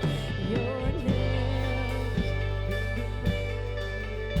All powers and possessions, your name stands above them all. Your name is the highest. Your name is the greatest. Your name stands above them all. Yes, Lord, hallelujah, hallelujah, hallelujah, hallelujah. Yes, Jesus, hallelujah, hallelujah, hallelujah, hallelujah. And possessions, your name stands above. Oh, let's sing your name, your name. Yes, Jesus,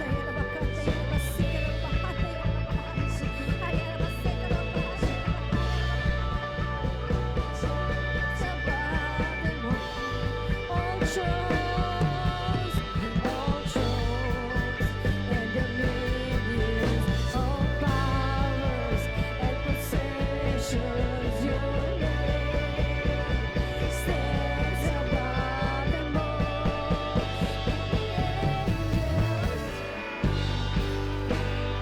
Holy,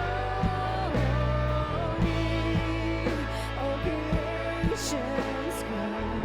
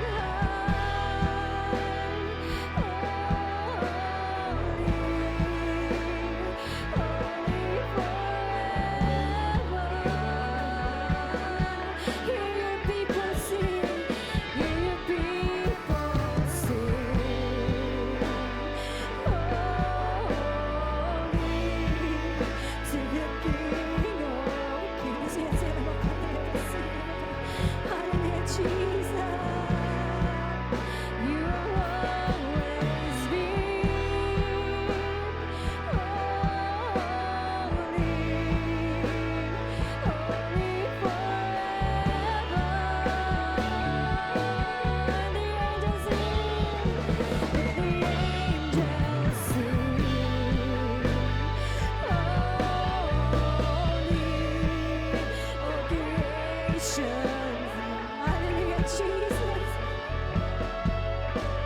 Yes, Lord, hallelujah. Sing into Jesus, hallelujah. Continue to sing to Jesus, hallelujah. Yes, Jesus.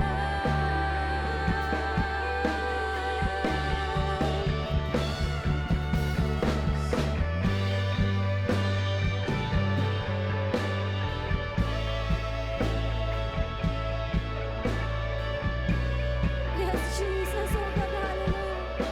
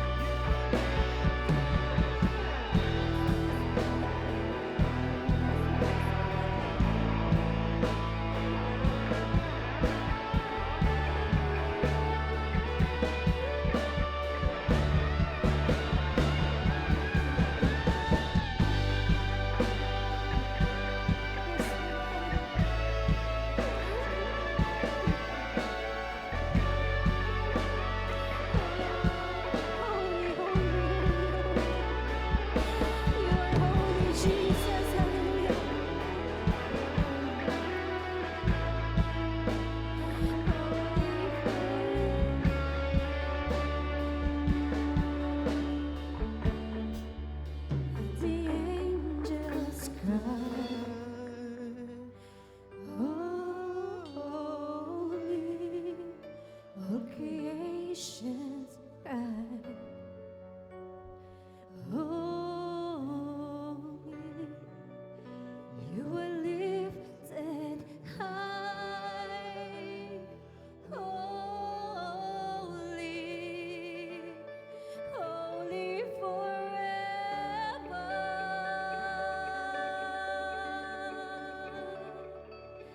You people sing, holy to the King of Kings. Just holy, you are always me. Holy, holy forever. Hear the angels sing. Hear the angels sing. Holy,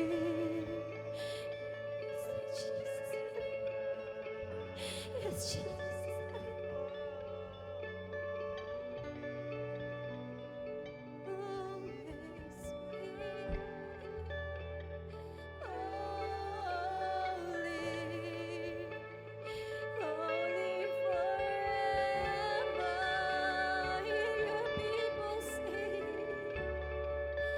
Hear your people sing, holy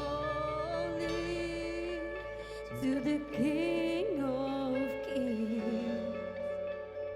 Holy, you will always be. Holy, holy forever. Come on, let's worship the King.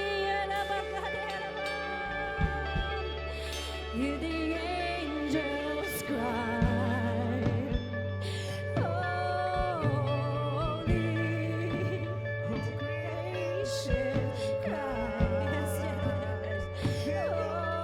holy, worship the King, always be. Hallelujah, hallelujah, hallelujah, Jesus. Hallelujah, hallelujah, Jesus. Hallelujah. Hear your people sing. Hear your people sing. Holy to the King, yes, Lord, to the King of Kings, to the Lord of Lords. Hallelujah. Yes, Jesus.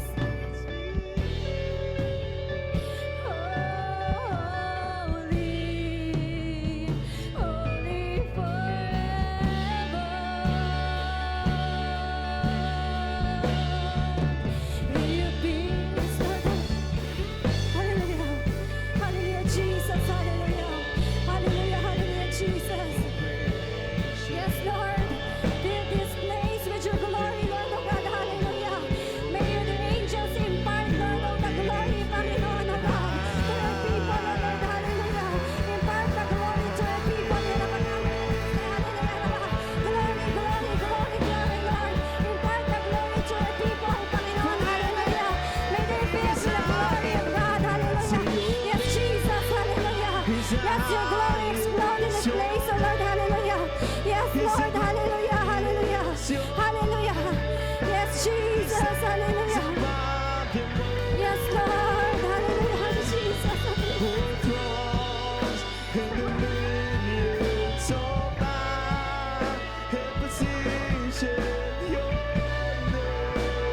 Come on, hallelujah.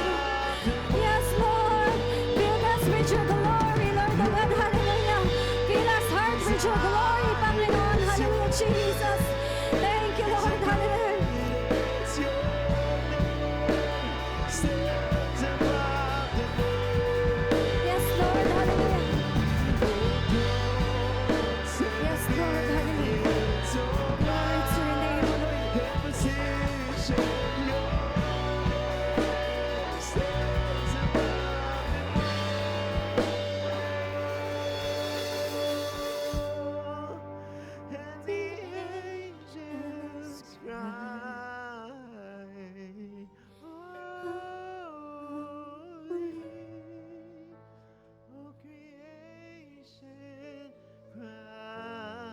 Yes, Lord. Fill our longings, O Lord, O God. Punuin mo ang aming uhaw sa iyo, Panginoon, O God. Fill our life with your glory, O Lord. Hallelujah, Lord. We want to walk with you, Jesus. Hallelujah. We want more of you, Lord. We want more of you, Jesus, Jesus, Jesus. Hallelujah. More than anything else in this world, we want you, Jesus. We want you, Father, in our lives, O Lord. Hallelujah.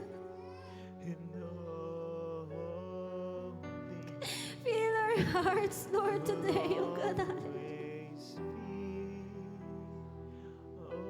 We want to know more about your glory, Jesus. Hallelujah. Give us the boldness, O Lord. Give us the boldness to speak your word, O Lord. Hallelujah. Give us the boldness to walk in our ministry, O God. Hallelujah. Give us the Spirit, Lord, a Spirit that cometh from the throne of God, Lord, may descend in every one of us today, O Lord. Hallelujah. And whatever, Lord, oh God, we receive, Lord, in that conference, Lord, we already partake and impart with your people, oh Lord, hallelujah, in the name of Jesus, hallelujah. Yes, Jesus, oh God, hallelujah. We live and we receive, Lord, in the name of Jesus, the fire that we receive, Lord, oh God, the baptism of the fire, Lord, oh God, right now we impart in the name of Jesus to your people, oh God, hallelujah. Yes, Jesus, oh God, hallelujah. Glory, glory, glory, glory, glory, glory to you, Jesus, hallelujah. You are the King of kings and the Lord of lords, oh God, hallelujah. You are the author of our lives, Lord, hallelujah. You are the author of this earth, Lord, oh God, hallelujah. Help us to trust in you, Lord. Help us to trust in you, Lord. Help us to yield in you, Lord, oh God. Yes, Jesus.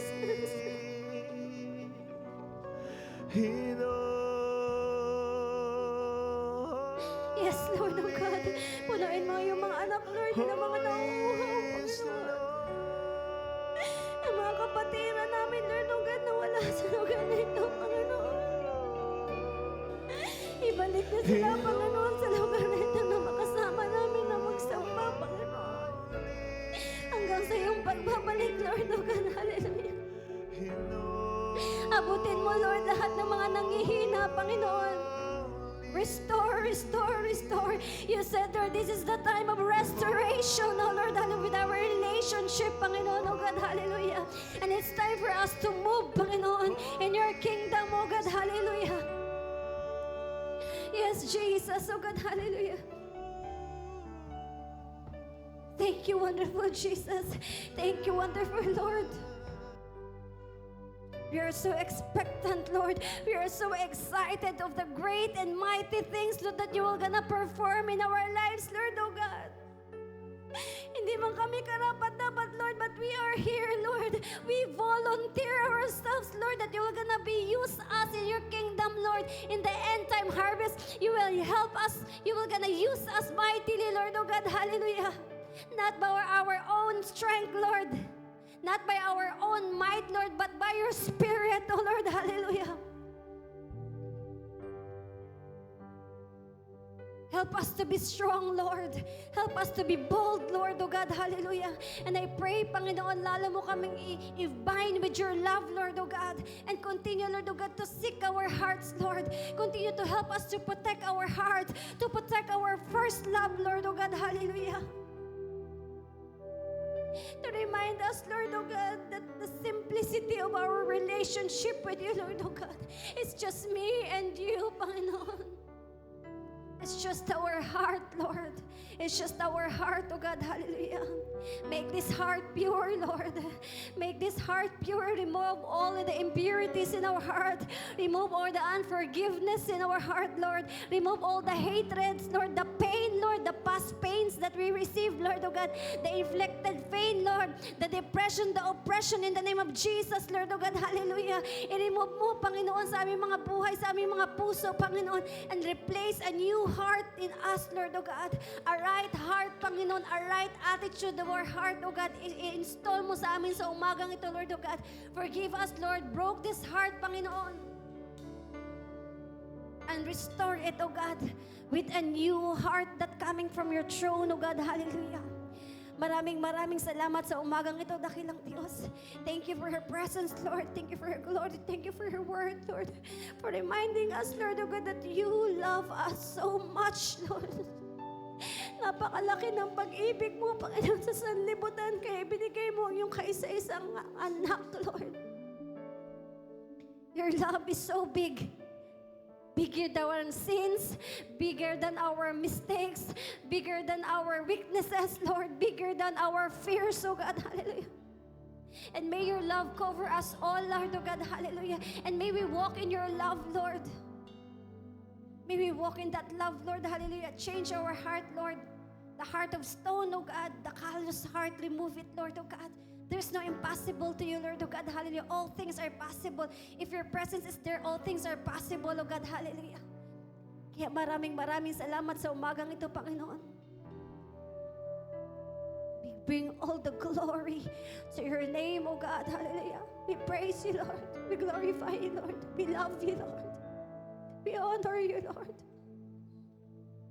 We serve you, Lord. Salamat, Panginoon, sa umagang ito, Lord, oh God. Continue to embrace us, continue to excite us, Lord. Continue to help us, Lord, to move, to walk, Lord, and to follow you in the spirit, in the realm of the glory, Panginoon. Samahan mo kami, Lord, oh God, that we will no longer fear the enemy, Lord, oh God, but we will fight, Lord. We will fight for our spot, Lord. We will fight for our hearts, Lord. We will fight for our spot, Lord. We will fight for our destiny, Lord, oh God, hallelujah.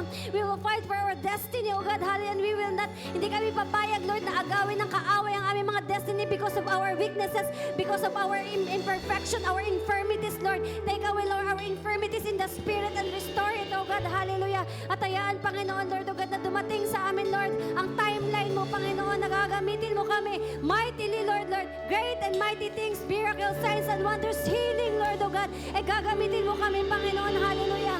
Maraming salamat, Lord. Yes, Lord. Thank you, Jesus. Thank you for this day. Thank you, Lord. Thank you, Jesus. Maraming salamat, Lord, oh God. Punong-punong aming puso ng excitement, Lord, of the things na gagawin mo pa sa aming mga buhay, Lord, oh God. We are so excited, Lord. We are so excited, oh God, hallelujah. Sapagkat alam namin, nagsisimula ka pa lang sa aming mga buhay, Lord, oh God. Nagsisimula ka pa lang, Lord, oh God. At marami ka pang gagawing great and mighty, miraculous things sa aming mga buhay, oh God, hallelujah. Thank you, Lord. Help us to dwell in you. Help us to yield in you. And help us to fully trust you, God, hallelujah. In all the way of our lives, Lord. Help us, oh God, hallelujah. Be with us, Lord. Huwag niyo kaming iwanan, Panginoon. Samahan niyo kami saan man kami pumunta. Saan man kami tumayo, saan man kami pumunta, Lord, oh God. Ikaw ang aming kasama. Ikaw ang haharap, Lord. Ikaw ang haharap, Lord, oh God. Use us at itago mo kami sa iyong likuran, Panginoon, hallelujah. Maraming salamat, Holy Spirit. Thank you, Jesus. Thank you, Father. Hallelujah. At lahat ng kapurihan, kaluwalhatian, kadakilaan, ibinabalik namin sa iyong pangalan. At lahat ng anak ng Diyos na matagumpay ay sumigaw na malakas.